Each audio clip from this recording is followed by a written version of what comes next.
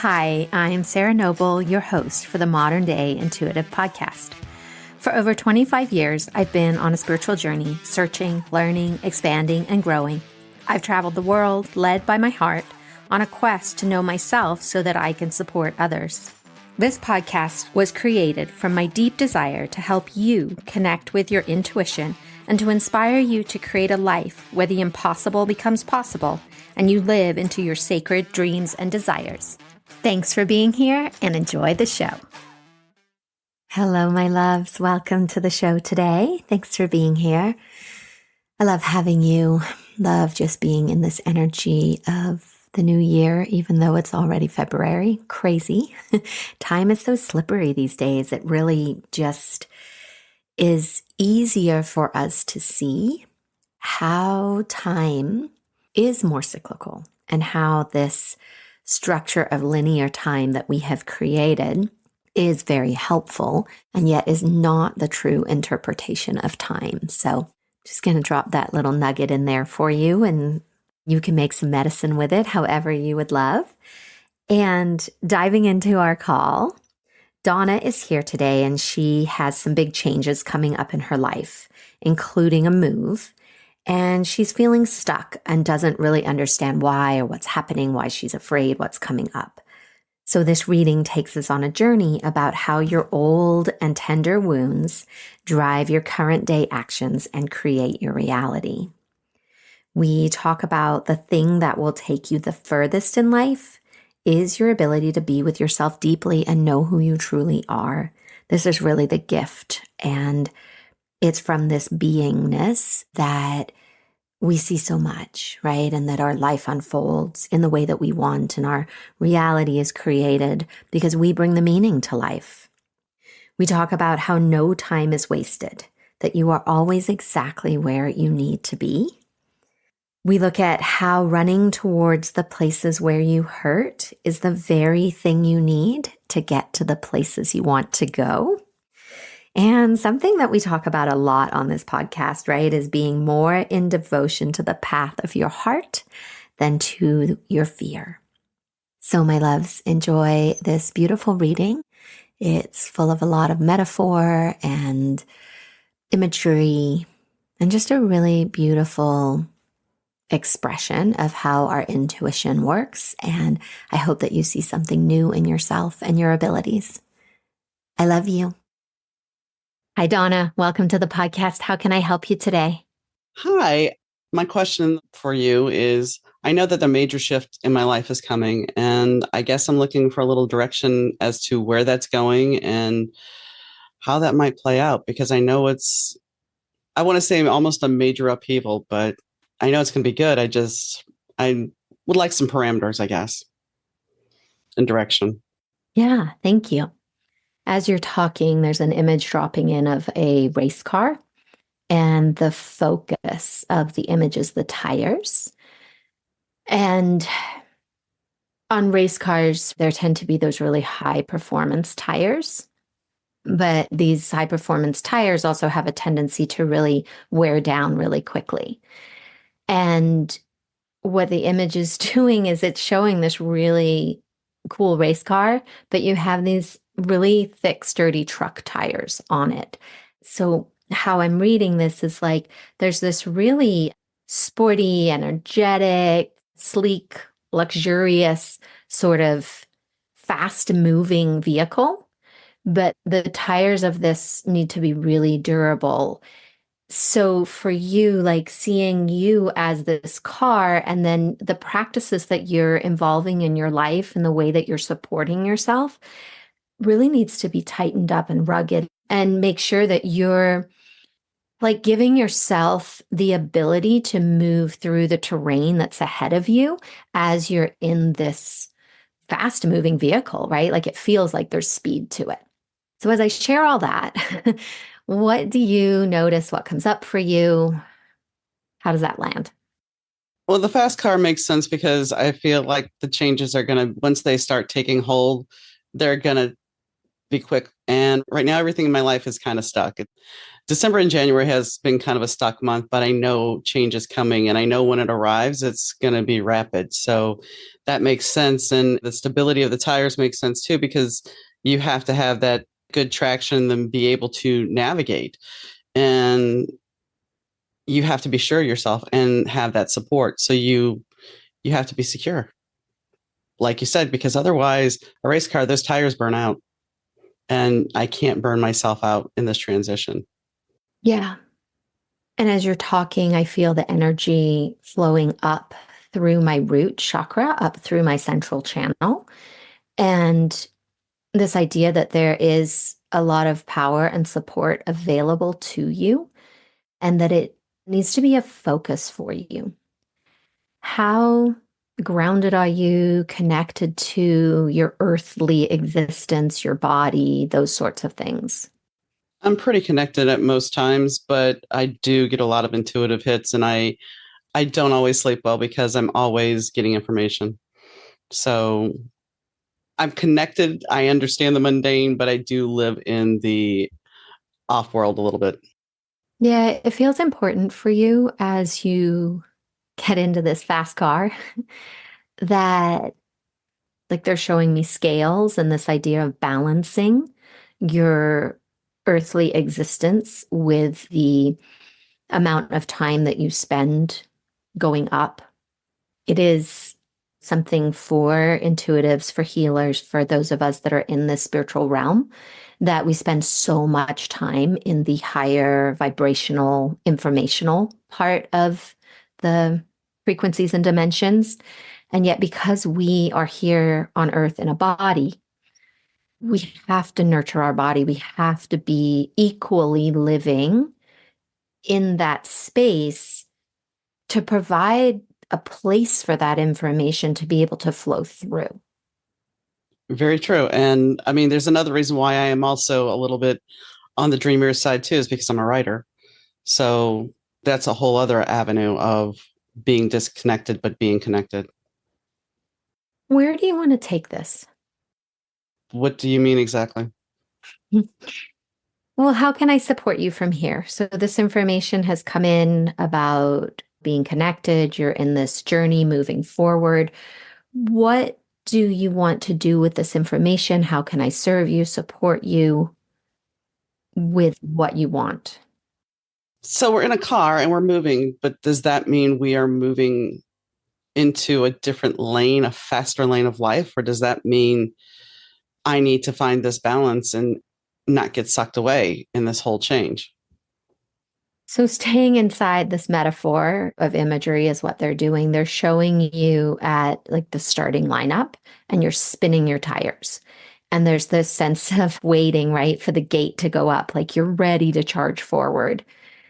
But I get this sense of pause, of self care that, yes, that is part of what is possible for you, what is part of your future. Yet there's this real element of how are you nurturing and caring for yourself? Who are you being as you speed away in that car? Because that's the real marker of your life. That's the real key to what is possible. It's in your being, right? Not in the doing and what's happening to you. But our souls come here to grow, to expand, to serve. And it's our level of beingness that is the quality of our life. Very true. So, in this scenario that you are moving into, where is the space for your self care? How are you supporting yourself to be able to have the energy, the power, the it's the resolve is the word that's coming through. How are you taking you today into that future? The funny thing is, I've had intentions to do other things like work on my house, pack my house, things of that nature. And it seems this has been going on since December that my guides have put roadblocks in the way where I'm forced to take care of myself, where I am not allowed to do what I want to do as far as accidentally tripping. And injuring myself. So that kind of forced me to say, okay, you have to stop. You can't do what you're doing. And somebody asked me before I actually did this podcast, why are you being forced to rest? And so this is all kind of tying into that. Yeah. So, I mean, it's a matter of, I feel like I should be constantly doing things and it's not the time, but I think it is. And yeah, spirit's telling me it's not. And you don't always listen, even though you can be intuitive all you want, you don't always want to hear the message. Well, especially right when it touches on a tender part of us. So many of us, our worth comes from our doing. And it's hard to sit still. It's hard to not do. It's hard to just be inside our bodies.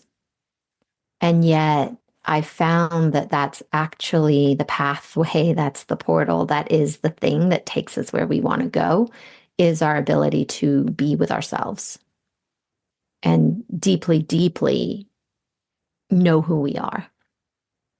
Very true.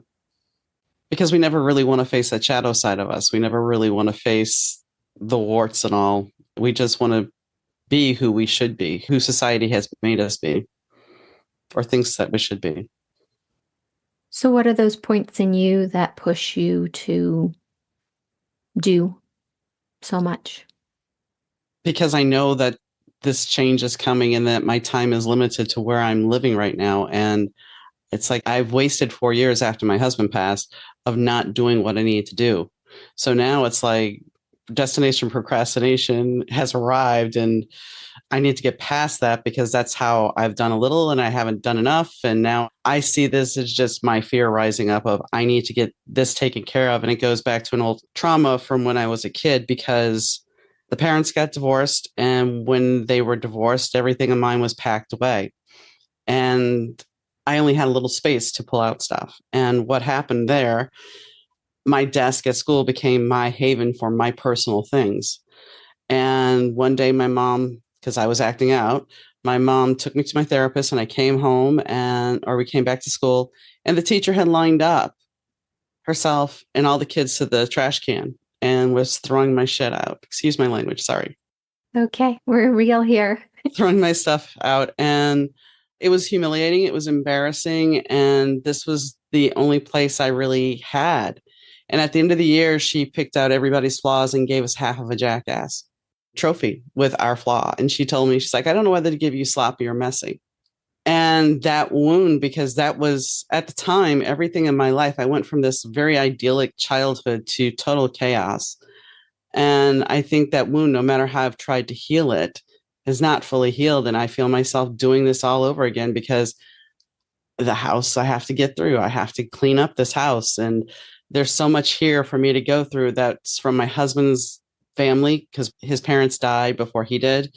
And then he passed. So I have his things. And it's just a matter of, I need to go through all of this. And it's going to be a hard process. And that's why I think I've done some of it, but there's so much more to do. And it goes back to that childhood trauma because your parents always were like, you should be doing something. You should be doing something. And then you just want to push through and get through this part because you want the good stuff to come. So I think that's all what I'm not facing, what I don't want to deal with because it hurts. It still hurts to be humiliated like that, especially when all that trauma was going on. Yeah, it's hard. And I thank you for sharing and, yeah, for bringing that here. Because it is those tender wounds that really do shape our reality today. And as you were sharing, at the beginning of your share, what stood out to me was that you were saying you have wasted 4 years. And one of the things that I've learned or experienced along the way is that it's when we are disconnected from the divine plan that right hurt part of us wants to tell us that something has been wasted. When the truth is that really you were exactly where you needed to be, that nothing is ever wasted or squandered or incorrect for the life that you came here to live, only you. And that there is great great power and wisdom inside of your messy and sloppy parts, that they are actually one of your greatest gifts. And unfortunately, you bumped up against an adult that didn't understand that, right? That was more interested in shaming and wronging than nurturing and cultivating. Very true. She prided herself on being a disciplinarian and I don't want to say an agent. She didn't say she was an agent of shame, but really technically that's who she was. Because this is fifth grade. You're doing this to 9 and 10-year-olds. How cruel are you? Yeah, I have a fourth grader, so that touches my heart. Yeah. Yeah, and what that tells us about her is that the level of shame that she puts upon herself is intense. The other thing is there's abandonment around her and around my mother and my father at this time as well. So that's all these issues rolled into one. And those things I've been trying to face, but it's like, how do you finally face those fears from being a kid, especially when you know that your life is changing and you're feeling that's most likely why all these feelings are coming up again, because this is a massive life change, just like back then. Yeah.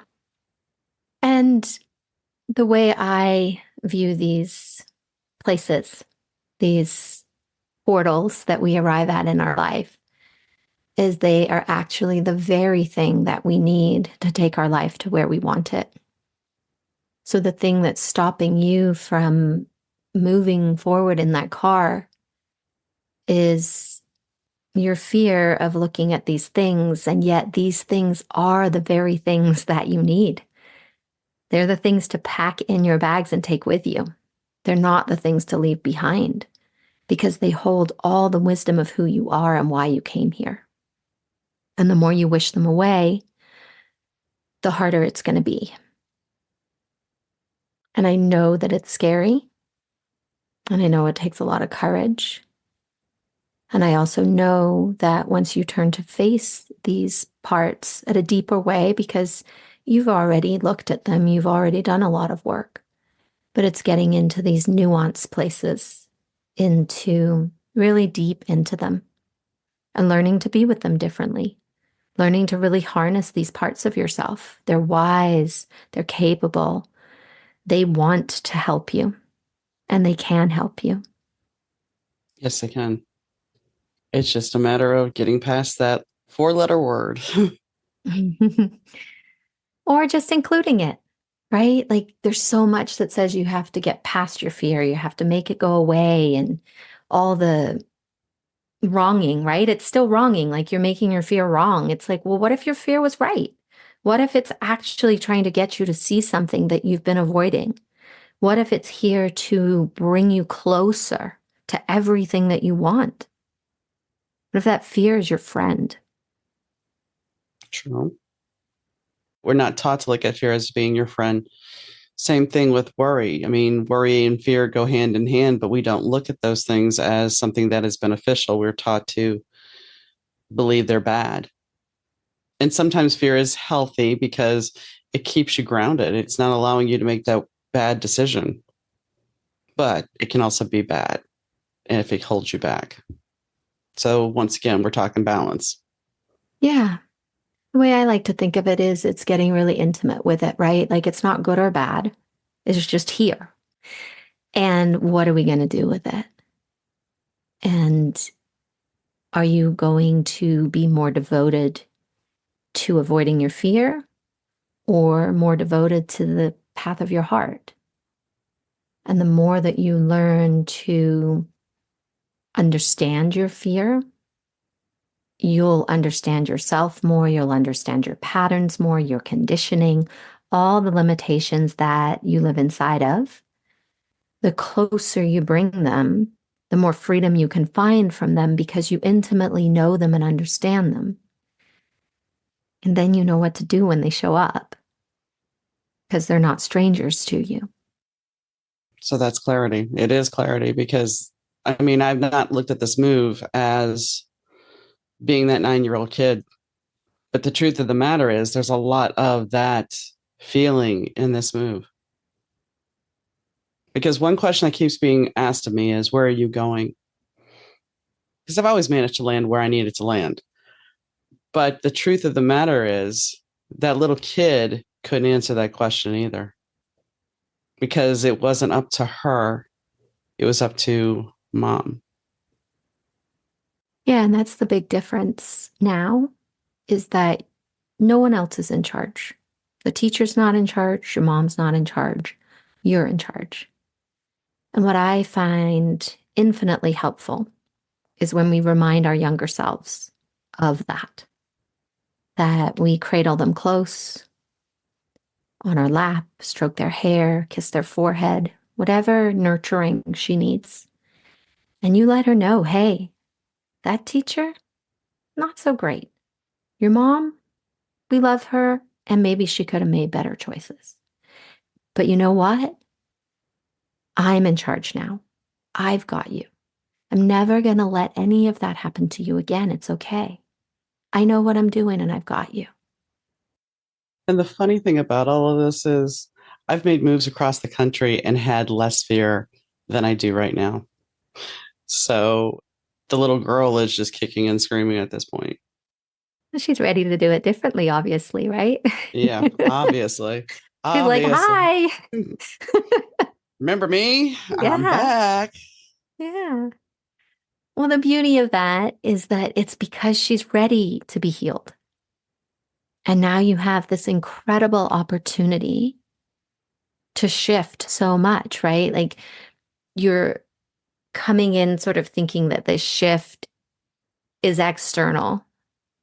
And yet here we are drilling it down to how significant this internal shift can be for you as well inside of all that. How can I support you from here? You've given me a lot of clarity, right, to look at this, because I hadn't really thought of the parallels between the two. But in a roundabout way, there are many parallels. And I have to look at the bigger picture of that and to embrace that.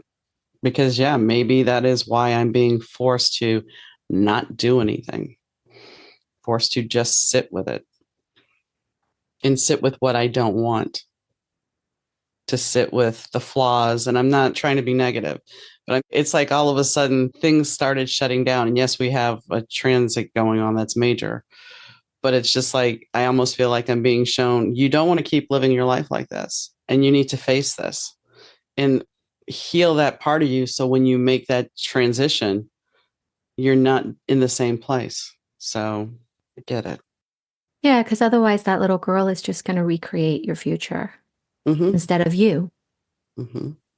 And we both know that if you don't give her what she wants now, you're just going to have to do it later. Yeah.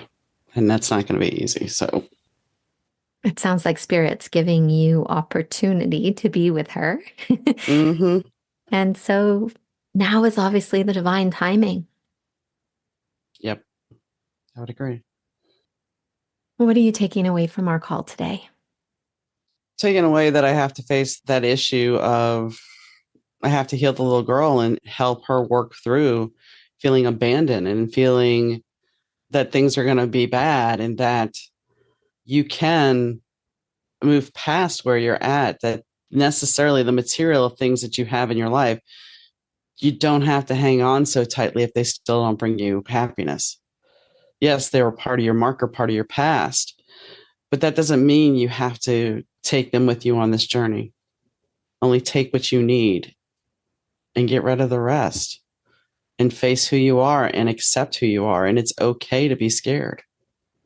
It's okay to embrace a future that looks different. I love that. It sounds wonderful for you. It does. Yeah. So thank you. Yeah, you're welcome. Thank you. Does this feel like an okay place to land today?